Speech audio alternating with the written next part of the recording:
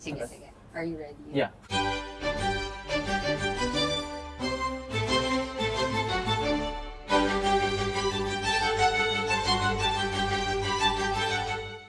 Grabe, challenging agad. What are the barriers to transitioning that nobody tells you about? This is an LGBT podcast. I think one is like how people view it. Mm, Kasi I guess there are some people I know na parang when you say like climate or like development, parang sabihin na, ano bang ginagawa dyan? Like, mm, ano bang magiging contribution mo dyan? Ganun. So I think just parang being able to convince people that yeah. this is something worth it, na this is something you should actually be focusing on. Yeah. I think for me, that's one of the things that I want to address. True. Ang pinakamahirap talaga yung sinasabi nilang crisis of imagination. Like, they can't, or a lot of people cannot imagine something else. Parang we're very stuck in our ways. Parang, Yeah, diba? Yeah, that Parang, makes sense. Hindi naman tayo makaka-RE because we still need like coal or gas. Yeah, ganyan. Mhm. So, Okay. Hopefully it's nothing crazy. yeah. Okay. Cheers. Okay. Alright. Oh my god, you're getting a big one. I don't think Ilan it's daw yan? spicy. Okay. Okay, let's go. Diba? Oh, Sarap siya. I love that. Kain kayo? Most overrated advice about purpose-driven careers. Oh gosh. I had to think about this. One of the most overrated advice is that make your passion your career and you'll never have to work a day in your life. I think that's very overrated because, well, one, that this is why we're here, right? Because we made our passion, our advocacy, our life career, but at the same time, I think the part I disagree with is the part that says you don't have to work a day in your life. I think this takes a lot of work actually, and sometimes that's where we sort of feel like we're a fish out of the water when we find ourselves in the thick of things, and then we realize, oh, this actually takes real work. You know, not every day is like something big and something fun. We have Yeah. to do like a lot of the boring work, a lot of the nitty gritties that a lot of people don't see, but that is part and parcel of building this new world, which is what we're trying to do in the space. So, That's actually really good advice. you have As- any thoughts? Actually, I really agree with what you're saying. Well, as someone who wants to get into this sector also, I'll have to keep that in mind because sometimes it's going to be really challenging, Mm, and having that mindset is going to help me in pushing forward. yeah, I actually have like a list of things I look at when it's getting really difficult.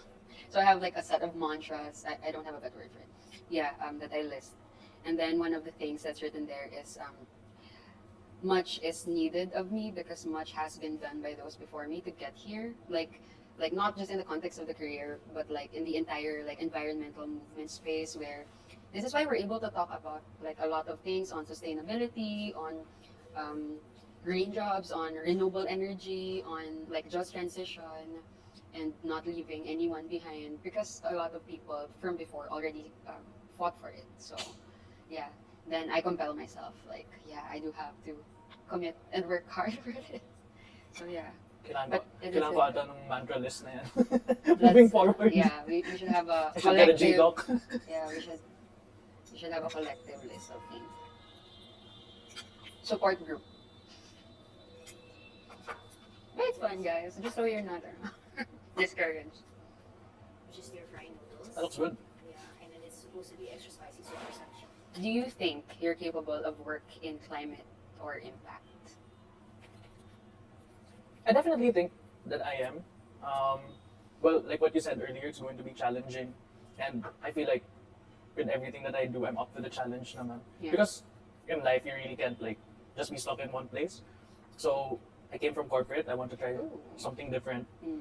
And, you know, I feel like I want to be part of a movement that helps with an impact and Mm. just be able to give back to the environment. Because at the end of the day, that's what sustains us. Yeah, that's true. Like that's the hard truth you really have to accept. Like everything else doesn't really matter. But at least that's how I see it. Yeah, and it's good that there's like a lot of, I don't know, that it's an option now. I don't know if that was an option before. Like when you're a Yeah, kid, yeah. like, and they ask you Definitely. what job do you want to have or what do you want to be when you grow up, like Yeah. a climate career is not an option. Yeah. Or saving the environment is not an option. I think even before with like career day in school, I don't think I've ever seen anyone parang, oh, I want to do something with climate. Usually it's like, oh, I want to be a lawyer, I want to be like a doctor. Yeah. I remember my answer back then was, I want to be a robotics engineer. Look where I am now. Yeah. I wanted to be an astronaut. That's the dream job as a Yeah, kid. right? Yeah, Like, definitely. yeah. But now, like there's so many careers in climate and the like impact space, Yeah. like even beyond climate, like biodiversity, ecology. So it's fun, and also like to talk to young people as well, because I work with a lot of young people, Mm. and then you hear that that's something that they're seriously considering. Yeah. And then I don't know, it's also so nice to hear that and that it's a viable Yeah. option. Parang more people are really more aware of it now, Yeah. which is such a good thing. Mm. Potentially, guys. As proof lang. Masarap. But I feel it coming. Yup. Oh god. It's good though. Yeah. That much I can say. Mi goreng supremacy. Oh man, I can feel the sweat. So why did you decide to shift lanes from corporate to climate? That's a big shift. Well, for the first part, I'm not gonna laugh so that it doesn't come back to me. Like, for the first part, I think I wasn't like planning on corporate in the first place. Like coming out of college, and it wasn't really in the pipeline. But pipeline, oh my god, I really sound like I'm in corporate. fossil fuels pipeline. Yeah. So I think I really wanted to do something with like climate and development. I remember asking my friend before, when I was still looking for a job, I was asking, oh, in your job right now, meron ka bang masasuggest no, where I can apply, ganun. And I applied to a lot of places. Like, I can't even remember it anymore, saan ako nag-apply, but at that time, no one was getting back to me. And I just really wanted a job. So, when I got the corporate job, I was really happy, of course, but at the end of the day, it's not something that I think You want. aligns with me for years to come. So that's why I want to go back to my roots. And Woo! Oh my actually eyes. tastes nice. Parang Whew. jalapeno type. I can feel it now. The difference. The stark difference.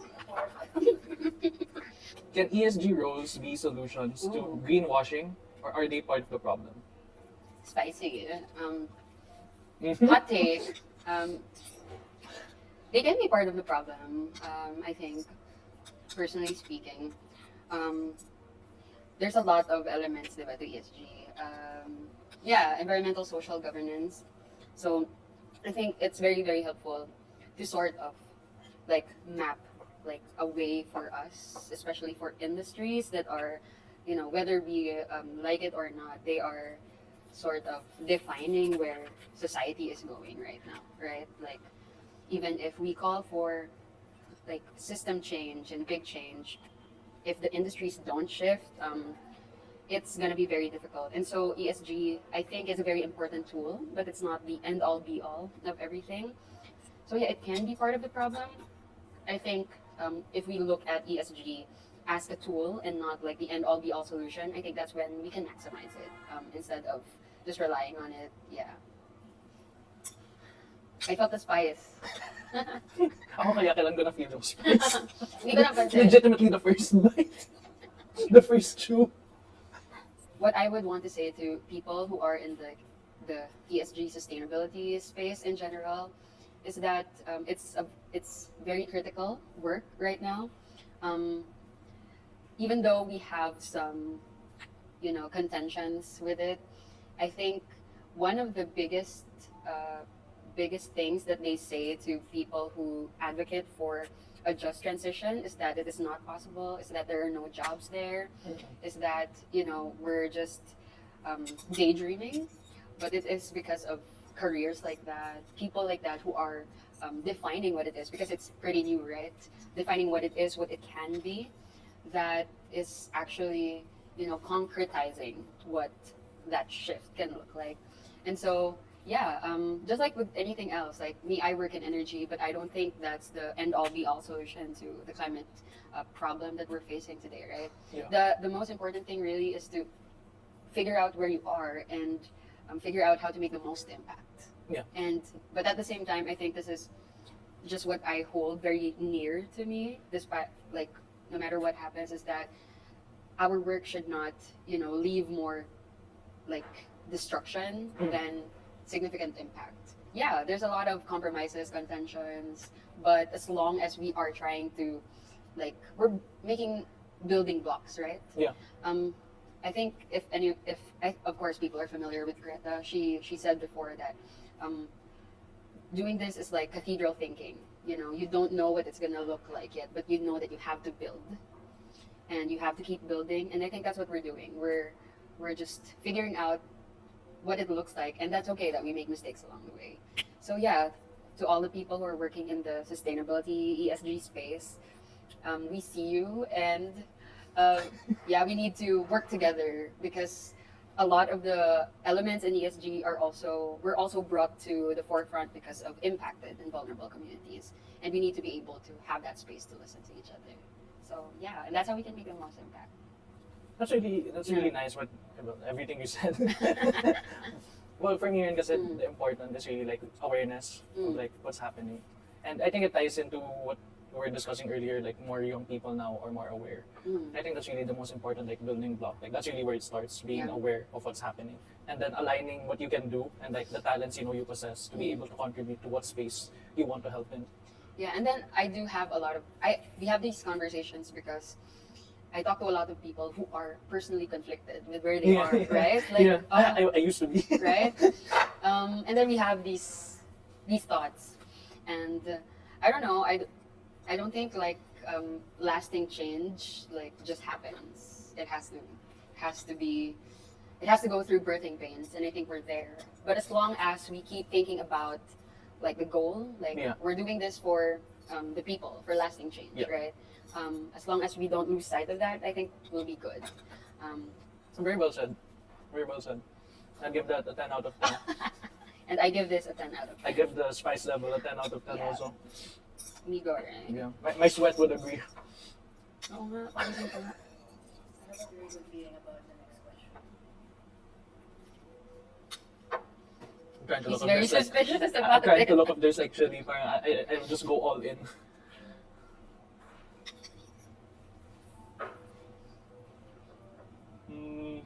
Oh look, there it is. There it is. There's my boy.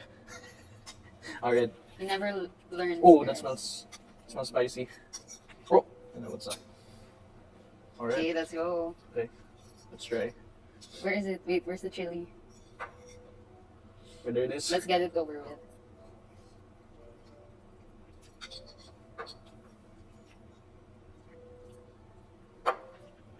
Sarap.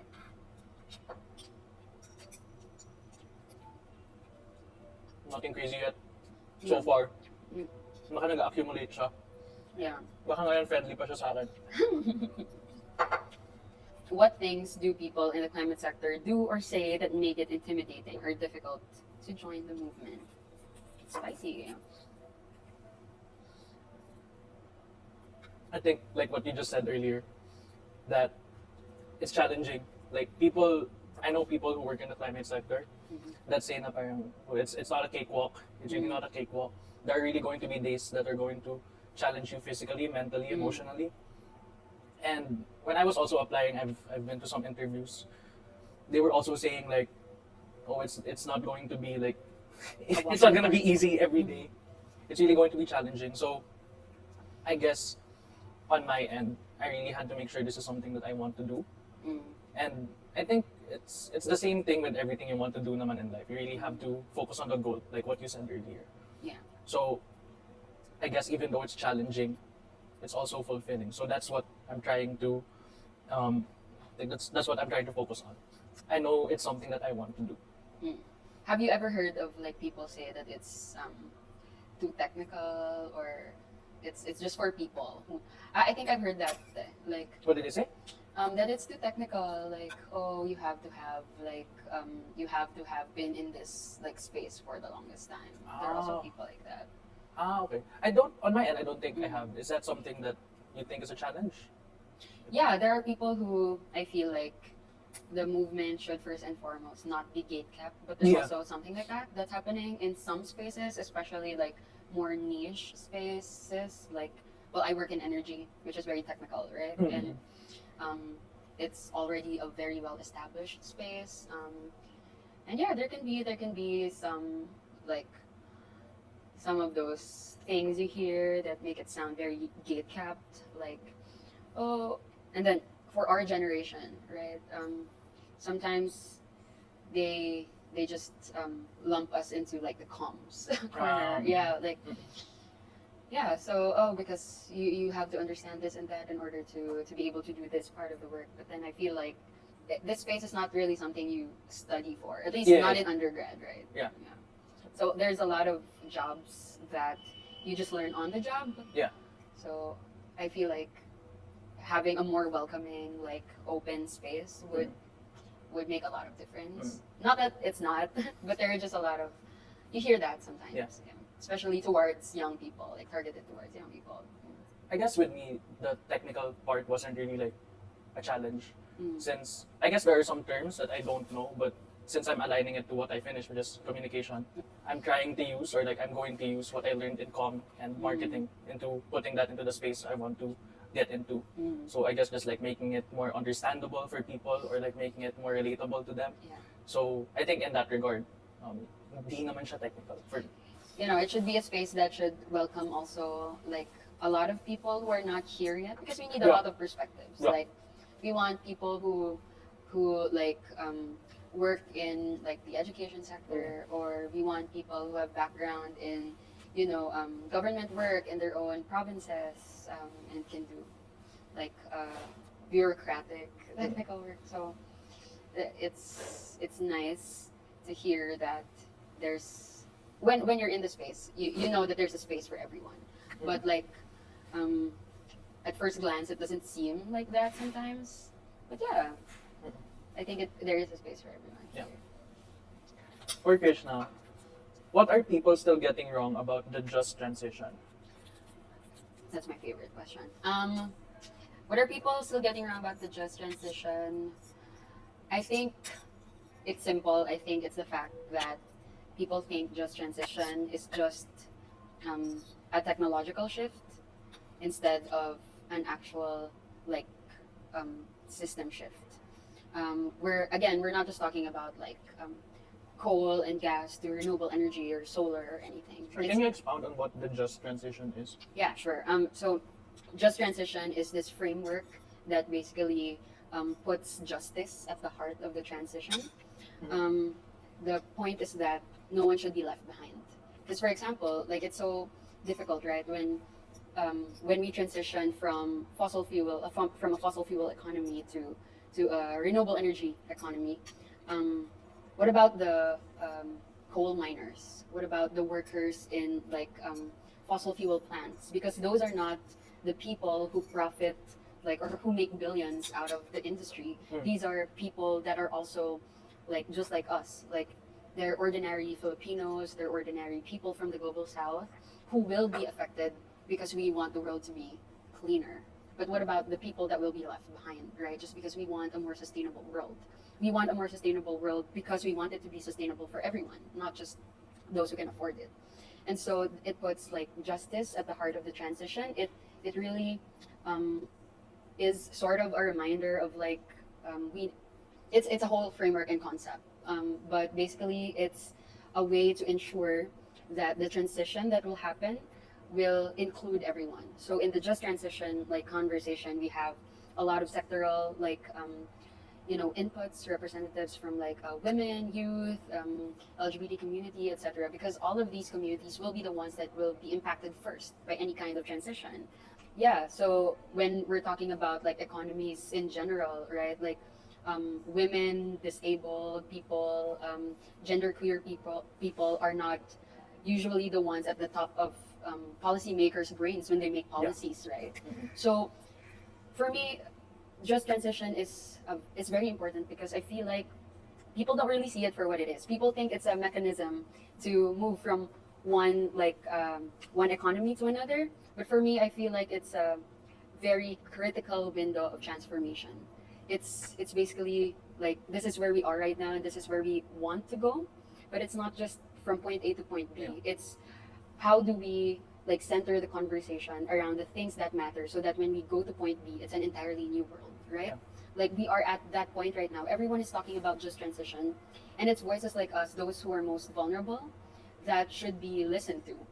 This is a critical moment where we are the ones who can define what that looks like. Yeah, Sige. yeah, we have to mix it. Sige. I'm just going to mix it. Go. Okay, I think that's mixed enough. Oh god, that was not mixed enough, you guys. Okay, I'm gonna get. Okay, I'm let's gonna get the the. chunks. Yeah, let's get the chunks for the content. Things we do for. For the first 3 seconds.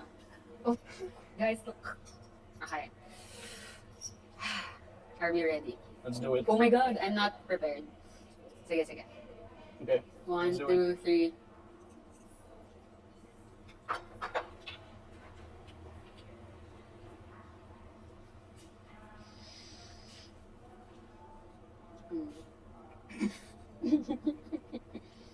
Hmm?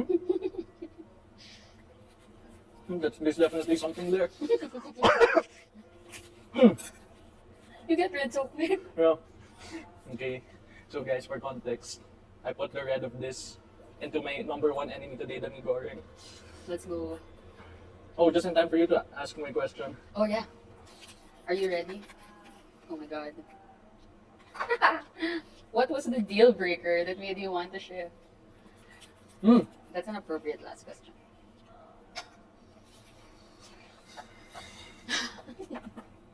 The deal breaker for me was I feel like I'm not doing enough, or like I'm not contributing enough to something that I say I believe in. So it's like, when you talk to people, it's easy for them to say, "No, oh, I actually really care about the climate. I really care about the environment." But what are you doing about it? It's just like, for me, it's just walking the talk. So I want to get into it because I want to fight for something that I feel like I really believe in. And I don't just want to keep saying I care about it and then not doing anything about it. So just being able to be in a space where I feel like I'll actually be contributing to something. So I think really that's what's important for me, kaya I want to get into it. Ikaw ba, before you got into this role ba? I was also doing communications work for corporate, but like not big corporate, just like a small startup. Mm. But then while I was doing that, I was volunteering Mm-mm. already. I started my own org with like a group of friends. That's why we're here today. We were working on like forests, biodiversity conservation, plastics, and then eventually energy. And that's why we're here. But yeah, it was, I think the deal breaker for me from like corporate in general is just like exactly what you said. Like, it feels like when you're working, it feels like the entire world is burning around you, but you have to clock It's in burning today. too. It's burning. Literally burning. Sorry, that was the trigger word. Mm-hmm. Were you holding it in until I said the word? Okay, carry on. I'm listening. I'm all ears. Yeah, It may not seem like it, but I'm listening. yeah. That's what it felt like. Like, it feels so dystopic sometimes. Like, you hear all of these things going wrong with the world, but Yeah. today you have to, like, you have to click your little spreadsheets, you know, while the world is burning around you. Yeah. So, oh, I wrote something about this. We talk a lot about the heart when we're talking about the work we're passionate Yeah. about, but for me it was the gut first, like the thing you feel at the pit of your stomach, the gut deep. I'm feeling. Oh my god. I think I'm choosing the best available words today. I'm feeling it right now. I'm gonna be real with you. So it's the gut first, right? Like something is happening around you, and it comes to a point where you can't stomach it anymore. Where you, I swear we're talking about very serious things. You're just really using all the right words. Woo! Oh god. Okay. I need to recover from laughing. So yeah, that's basically. Sometimes you don't have to think or to feel; you just have to act. Yeah. So that's what made me like jump. Like, okay, I'm gonna dedicate my life to this because it's sort of like one of the things you feel like where you don't have a choice. But this, you chose this. Yeah. I chose this one. Oh, thank you so much. I think on a serious note, on a serious note, with me also like it's so busy with what I was doing with my role Mhm. that I feel like I wasn't able to do much. So the best that I could do at that point really was just donating to orgs that I feel like were helping. Well, for me, kasi I'm more of like a stray animal person. Hence why I'm wearing the shirt today. Pusa sa daan, Yeah. if you're familiar. But yeah, I just like, for me, that's what my advocacy is, like stray animals. So for you, it's more of energy, me more of, on the animal side. So for me, during the weekend, since I'm so busy with work on my 9 to 6, Monday to Friday, on the weekends I just like go around my community, I walk around, and then I feed cats and dogs in the area. So ayun, I just being able to do more of that in my everyday life. Like I don't want it to just be like a weekend thing. I want it to be something that I can do as much as I can. Exactly right. Like you go where you feel like. Actually, it's not. It's less of a like you're trying to go somewhere. It's more of a magnetic pole. Like, this is where you need to be. Sometimes that's just where it is. Okay. That was a very difficult round. I'm gonna be real with you. Do you need to be of privileged background to work in climate, especially in Southeast Asia? Sometimes it feels like that because it's such a niche space. Like you have to know the right people, know where to look. You have to have access to social media to even know that these kinds of like spaces exist. But I think that's something that we should change as like a movement. Yeah, because we need everybody, right? And then I've seen people here. Like I've seen a lot of people from all walks of life in this space, which is a good sign. Like I've seen people who I work with people who are from different like backgrounds, who have not even gone to school or who have not had like formal experience in like the government or non-government side, but still because they're able to like find their space here. There is a space for everybody here. So yeah, I think there is a space for everybody here first and foremost. But second, we need to let everybody know that that's the case because sometimes because we don't want to be difficult to find. Yeah. Yeah. It should be easily accessible and Yeah. easily understandable for people. Yeah. Ooh. I feel it here now. Ooh. Sarap siya, no? For what it's worth.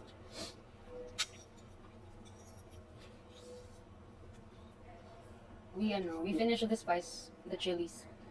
There's no more chili. Good job to us. I feel it here. This is the mukbang part of the video. Yeah. We're just legitimately just eating.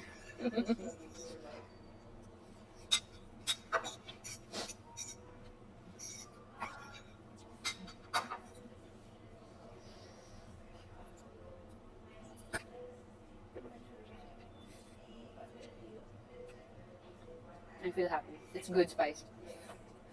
I'm gonna walk out of here a new and stronger man. For Like with where I studied. So, I graduated from Ateneo. I know a lot of Ateneans who are in this space right now, and I look up to them a lot. With, oh my God, it's really. I thought you were done. Thank you. Hindi ako makasalita ng ma.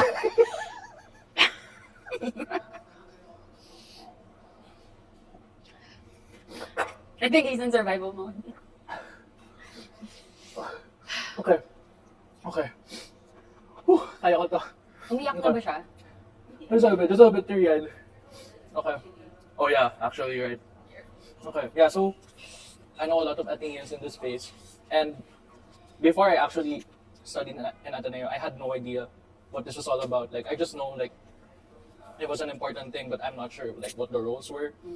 Because if I knew about it before going into Ateneo, I would have like checked what like like development studies was all about. Because I went into Ateneo just like taking communication because that's what I know and that's what I thought I'd be good at. But looking at all the courses when I was like applying, I had no idea what development was. And I think that's one of my regrets actually like after graduating. Na parang, oh, I feel like I would have done better there instead of where I was with communication.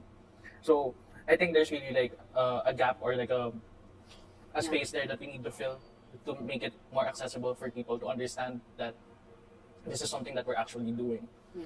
Yeah. Ayun. So I feel like right now there's like a sense of privilege that's attached to this space, and I hope that in the next few years or like fully in the future, that's no longer associated with it. Yeah.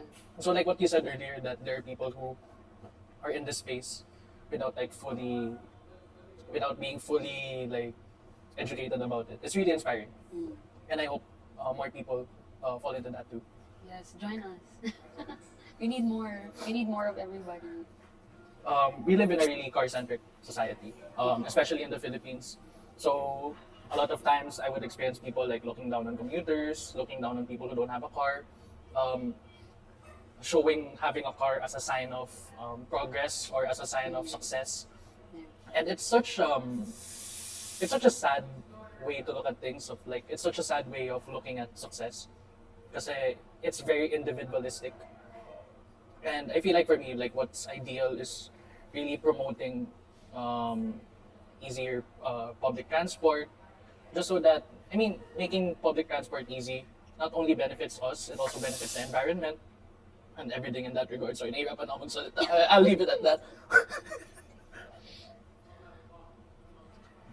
So I feel like for me, there's already a lot of concepts that are being practiced by a lot of communities. So there's this very huge concept of degrowth, like it's already being talked about, right? That progress doesn't necessarily equate to endless economic growth. Progress can also be degrowth. Like how do we simplify the way we live? And that doesn't mean going back to the primitive communal society, right? Like going back to being cavemen, which is what they say that environmentalists are pushing for. But it's more of how do we simplify the way we live our lives in order, exactly what you said, like in an ideal world, like we should have accessible public transportation. I keep getting distracted because of the spike. But the second concept is, the first one is degrowth, like what do we mean when we say progress? How do we define progress? Because it's not endless economic growth. Second is the concept of kilometer zero, which I think was a very old concept. I'm not sure if it's still being used now. The concept of kilometer zero is like a sustainable community is when you're able to self-sustain using just sourcing everything you need from around you, like within the kilometer. Yeah, like that's why they call it like kilometer zero. Like you're able to source your food from your neighbor. You're able to source I'm a vegetarian, so I don't eat poultry, but you're able to source your meat from like local poultry farmers, because those spaces have not been displaced, right? And I feel like that's what makes it more accessible. Like this green economy that we talk of, it's not something that's entirely new. It's also going back and simplifying our lives because we have survived for centuries, for millennia without all of this. How do we do that again without like stepping on the rights of other people? The world's highest court, the International Court of Justice, reiterated that environmental rights are human rights. So for everyone who has ever had a doubt that protecting our environment is very different from protecting our human rights, it has just been legally clarified that it is a human right, good to know. right? So how do we build this new world, not just looking forward and building something new, but also looking back and learning lessons from the past? And I feel like that's what makes it more accessible because it includes everybody. Because we need like the wisdom of our elders who have survived this before, or who have been able to survive without like this, capitalist, like endless economic growth system. So yeah, a lot of ancestral wisdom we need to look into, and that's what makes it accessible. It doesn't alienate our neighbors, the ordinary Filipino, and young people who don't know a lot yet, but are already active, political um, movers in society. So yeah, we just have to include everyone because it's not supposed to be gate kept. I guess for me, just to ask like, what are you doing, and do you think it's enough of an impact on what we're trying to do moving forward? Like just really weighing how you live your everyday life, and if it's like aligned with what you say you want to fight for. I think for me, like that's what I want to ask you guys. Basically, are you walking the talk? And if not, what can you do to make sure you're walking the talk? But it's up to you. For me, I'm very inspired by movements around the world and, of course, our own. So, I guess one thing that really stuck with me before I asked the question, one thing that really stuck with me all throughout is that I have always felt like, it's impossible to do what we're trying to do. But because I have seen, or we have seen, history being shaped by the people that are around us, the people who have come before us, it really redefined for me what possible or impossible is. And I think our history has just taught us, especially in the Philippines, um, we are we are known for people power, right? But even beyond people power, so many student movements, so many civil society movements have, fought for us to be here today, and have redefined what is possible. And yeah, and sometimes I feel like we're taught to we're taught to think about everything around us as indestructible, that they have always been like this, but there it's not supposed to always be like this. So, and we have changed it. Actually, we have changed the fabric of society because we have worked together. And this is just one part, right, of what we're doing. We're part of like actively shaping history. And so my question becomes, this is for all of us, and frankly, it's a question that I ask myself still every day. Um, the question is that, what kind of world do you want to see? Because That's a good question. yeah, that's where we should begin. That's a good question. We begin where it ends. We begin by envisioning where we want to go. And Mhm. so, what kind of world do you want to see? Because for me, one of the questions always is that, where do I begin? And I will like just return the question to you. What kind of world do you want to see? Because you start from there, and then that's where you begin working. Yeah. Thank you all so much. Congratulations for surviving. Survive. We survived. For the thumbnail